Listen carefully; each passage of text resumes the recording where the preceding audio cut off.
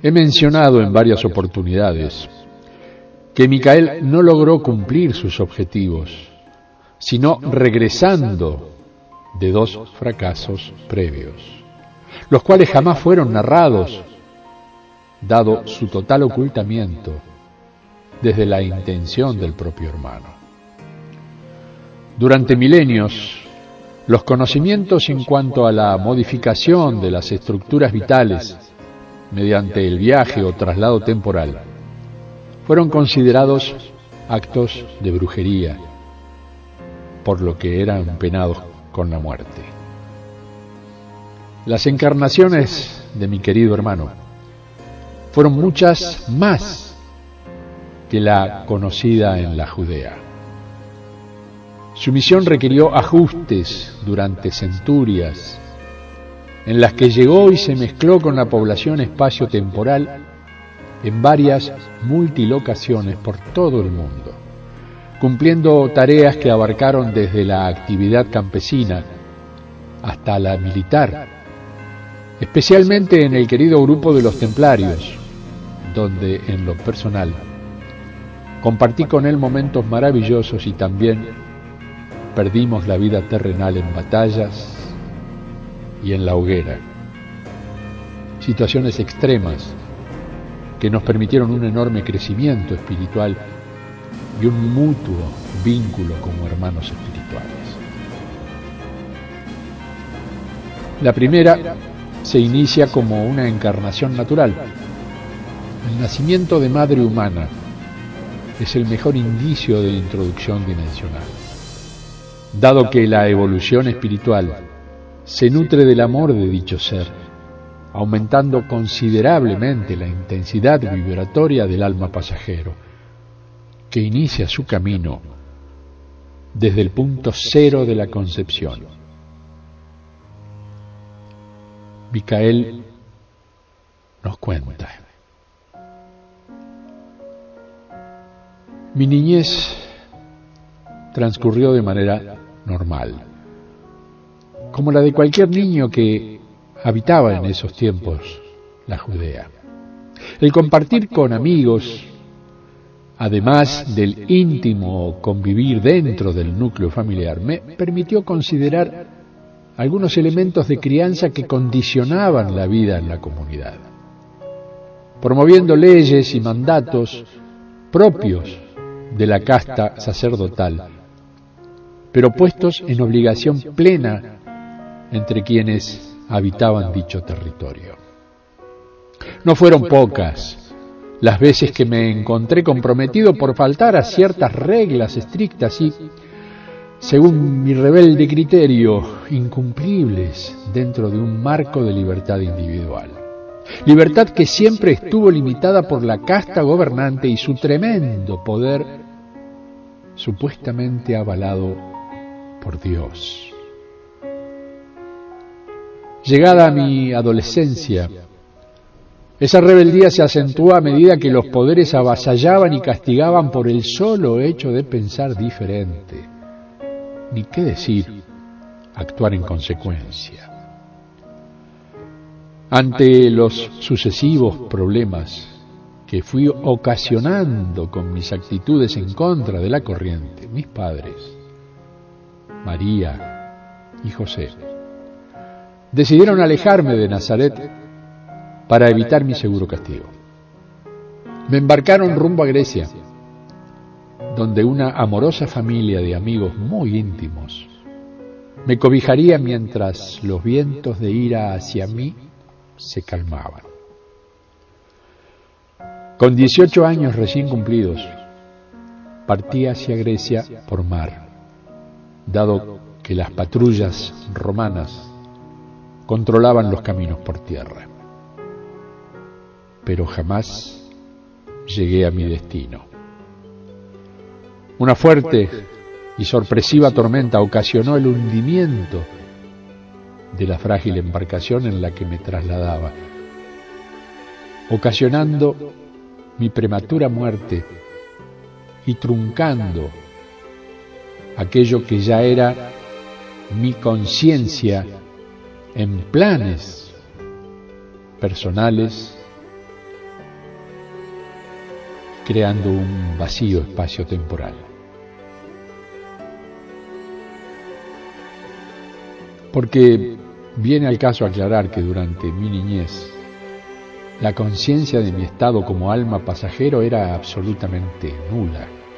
Desarrollé mi vida en forma ajena a tales conocimientos, a pesar del hecho de vivir en sueños, muchas acciones que despertaban mi curiosidad ante su enorme realismo. Con el tiempo y el conocimiento pude comprender que se trataba de viajes espaciotemporales, de entrenamiento y pulido espiritual. Mi prematura trascendencia truncó el camino que se estaba trazando en mi línea de vida, regresando a mi estadio en cuarta dimensión vibratoria con la sensación íntima del fracaso.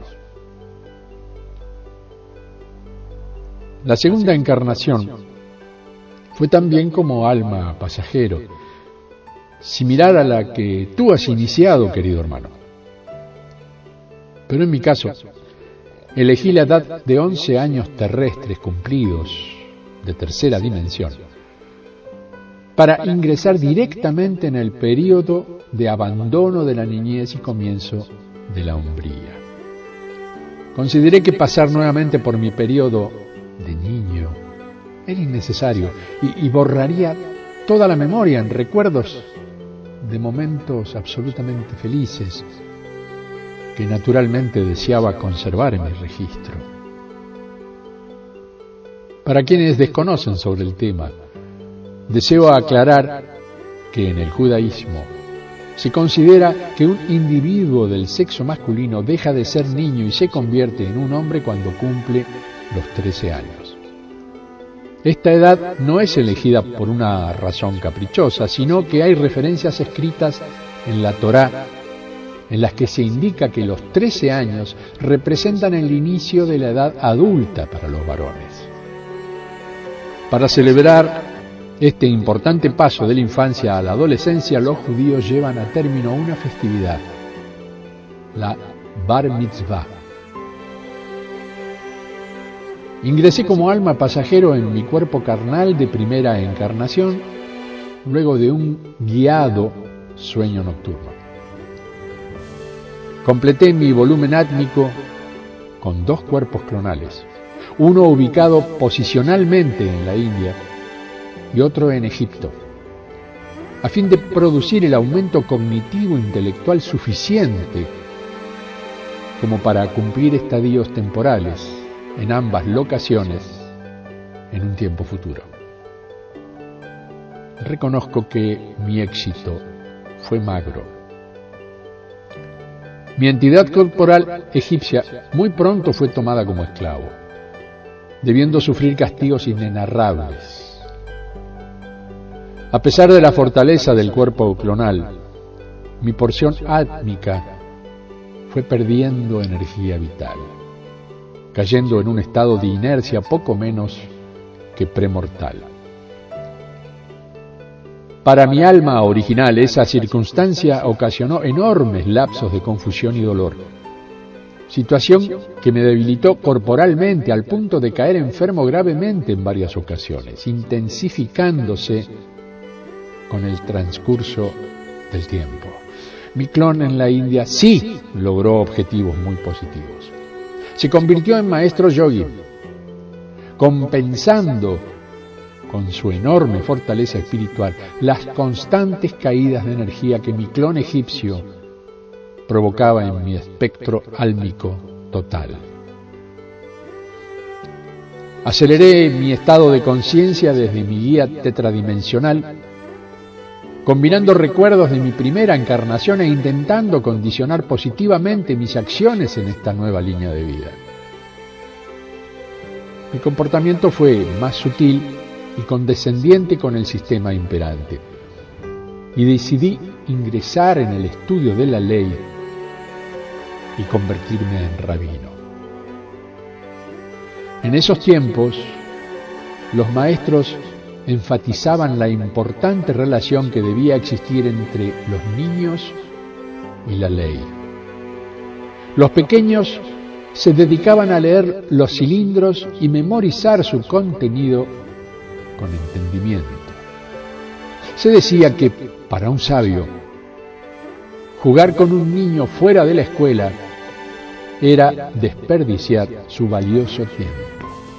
Si mi primaria intención consistía en generar cambios en dicha raíz social, provocando desde el amor mutaciones positivas en la creencia, debía entonces conocer muy bien la ley, para no cometer errores innecesarios y alimentar los cambios, elevando el contenido de la palabra y la acción concreta. Pero mi espíritu rebelde jamás abandonó su postura. Los debates dentro de la sinagoga se tornaban cada vez más violentos hacia mí y la eterna tosudez que me acompañó y me acompaña no cedía un ápice ante las constantes críticas de la que era objeto. Comprendí que era una misión muy difícil de cumplir, puesto que el núcleo de la palabra estaba totalmente enquistado en la sociedad y su transformación requería enormes esfuerzos intelectuales basados en un conocimiento que apenas poseía. Fueron años intensos y desgastantes para mi espíritu. Entendí a fuerza de golpes que debía ser más agresivo en el intento, sin violencia, pero sí con un incremento en el relato que me llevaría a ubicarme en la vereda opuesta al sistema.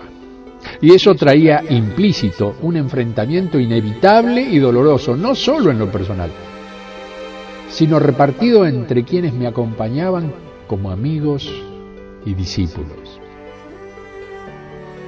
Durante mis 2 encarnaciones, decidí evitar el contacto con mi entidad guía tetradimensional, porque consideraba que la experiencia que deseaba obtener, así como la intención de generar cambio, no debía estar influenciada por mis conocimientos previos, acumulados prolijamente en mi memoria superior. Me autoindiqué aislamiento, y dicha acción comenzó a provocar más problemas que soluciones. Con el transcurso de mi tiempo vital, comprendí que no se puede disociar el conocimiento, sino que debe ser administrado en conciencia y con la prudencia que cada caso exige. Los fundamentos del conocimiento son nuestro seguro puerto ante la tormenta intelectual. Yo me negué y pagué las consecuencias. Mis constantes viajes de prédica generaron un clima adverso en el contexto de mis intenciones, pues la pureza de las mismas chocaba violentamente con la realidad circundante. Fueron años intensos, cargados de contradicciones y demasiadas dudas. Mi pensamiento era luminoso por efecto de un alma muy fuerte en convicciones, pero los resultados no condecían con mis nobles intenciones.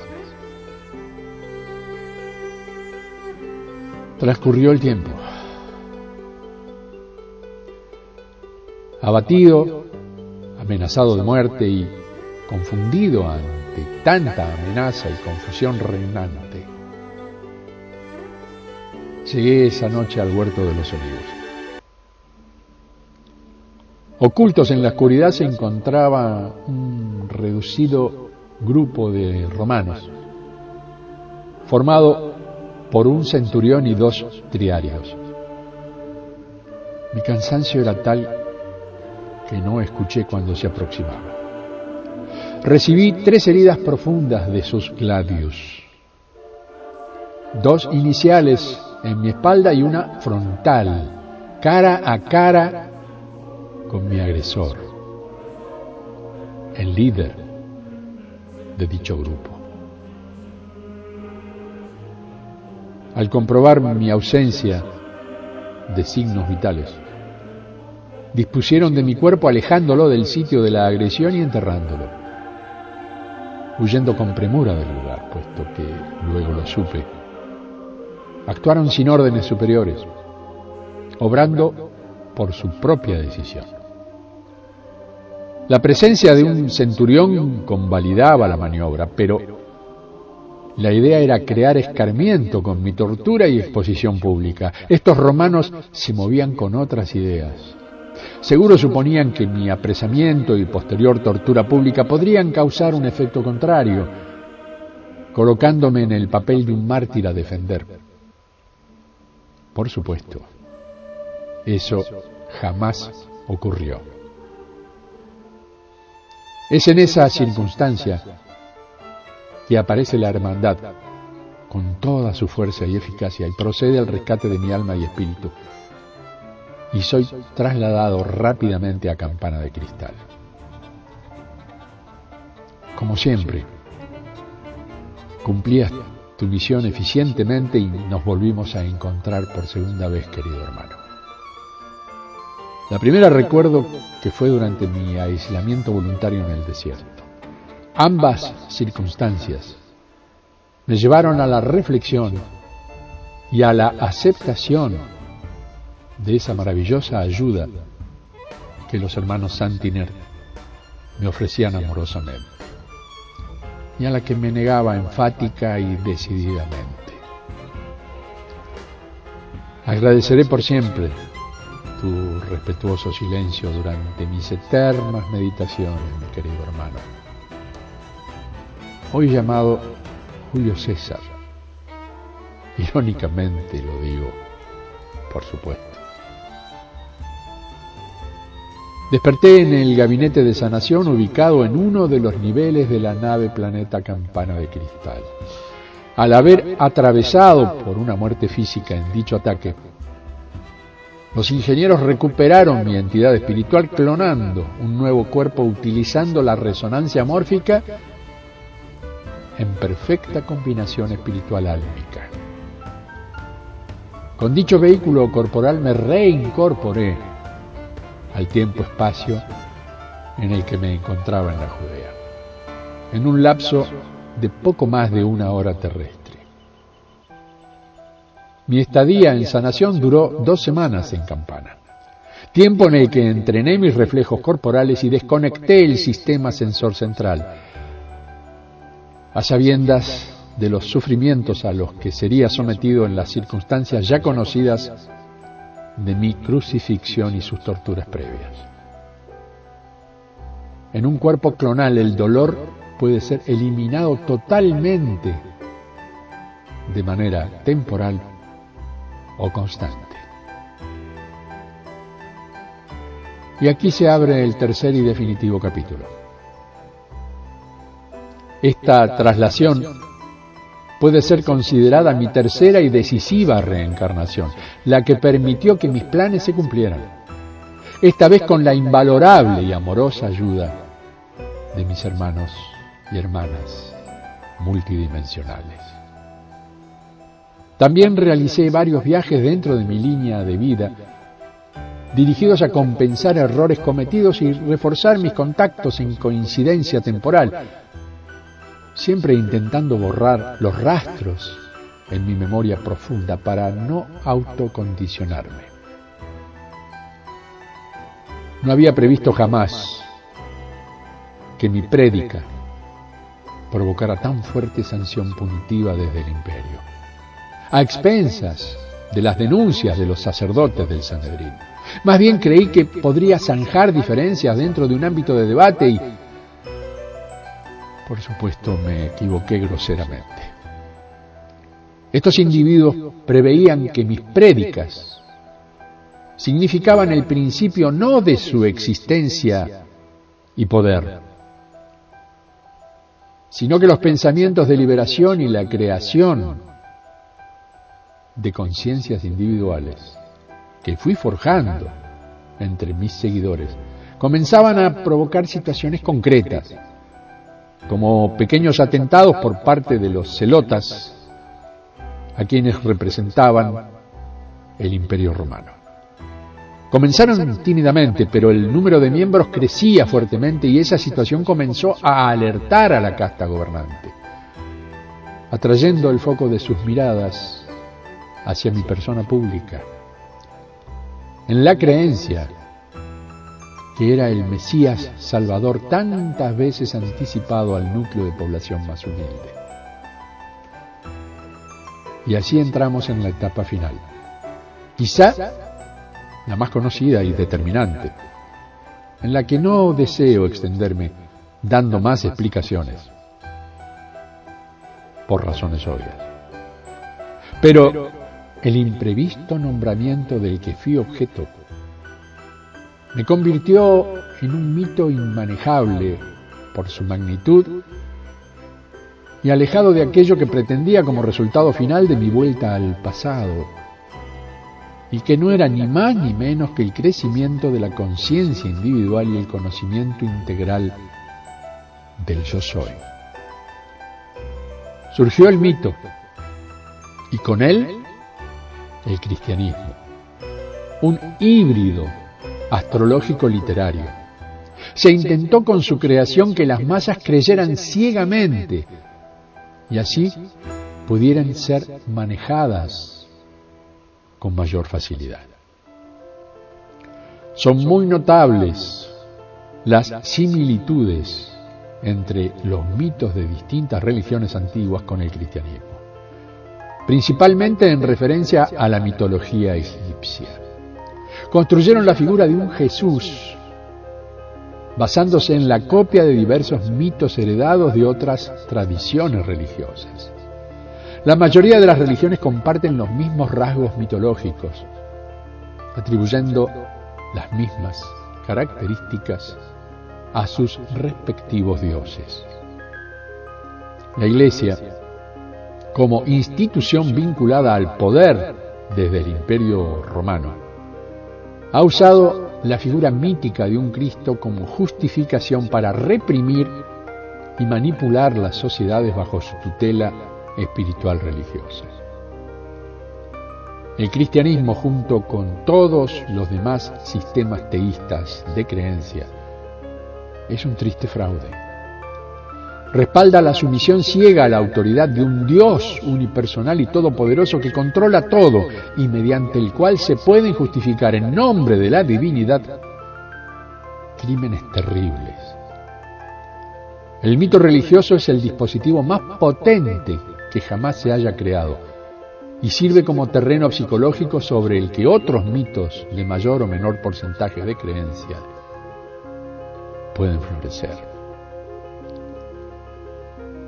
No soy un Dios. Jamás pretendí serlo como individuo. Esa lamentable figura me elevó por encima de mis hermanas y hermanos, alejándome de la vibración humana y convirtiéndome en un ser inalcanzable y absurdamente adorado. Esa casta sacerdotal entendió que la divinización anularía mis intenciones de empoderar a un pueblo sometido y, de hecho, logró dicho cometido. La promesa de un regreso acentuó desde la fe el pensamiento y accionar de quienes son nombrados fieles. Y la historia se encargó de contarlo hasta hoy conocido. Y bien digo hasta hoy, puesto que llegó el momento de abrir el portal y dejar entrar la luz.